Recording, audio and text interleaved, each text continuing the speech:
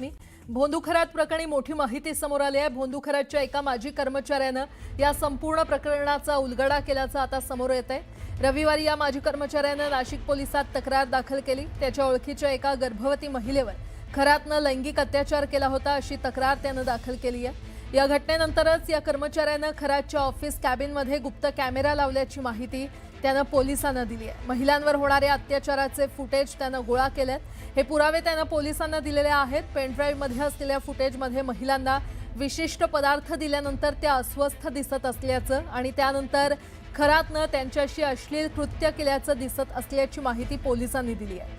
आतापर्यंत 100हून अधिक video clips सापडलेले आहेत। रविवारी आणखी एका महिलेनं खरात विरोधात एफआयआर दाखल केली आहे। 2020 ते 2026 दरम्यान धार्मिक विधीच्या नावाखाली तिच्यावर वारंवार अत्याचार झाल्याचा आरोप या दुसऱ्या महिलेनं केलाय। संबंधित महिलेच्या म्हणण्यानुसार खरात यांनी स्वतःकडे दैवी शक्ती असल्याचा दावा केला। तिला काही पदार्थ खायला दिले आणि त्यानंतर धमकावून तिच्यावर अत्याचार केले। ती गर्भवती झाल्यानंतर तिला औषधं देऊन गर्भपात घडवून आणल्याचाही आरोप या महिलेनं केलेला आहे। खरातच्या गैरकृत्याच्या बातम्या समोर आल्यानंतर तिनं पोलिसांशी संपर्क साधला।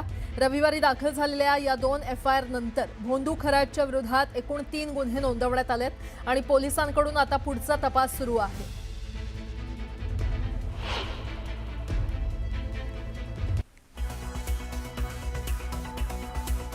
तर माजी कर्मचाऱ्यानंच खरातचा खरं तर हा संपूर्ण प्रकार उघडकीस आणलाय। माजी कर्मचाऱ्याच्या ओळखीच्या महिलेवर खरातनं अत्याचार केला आणि त्या घटनेनंतर कर्मचाऱ्यानं ऑफिसमध्ये गुप्त कॅमेरा बसवला।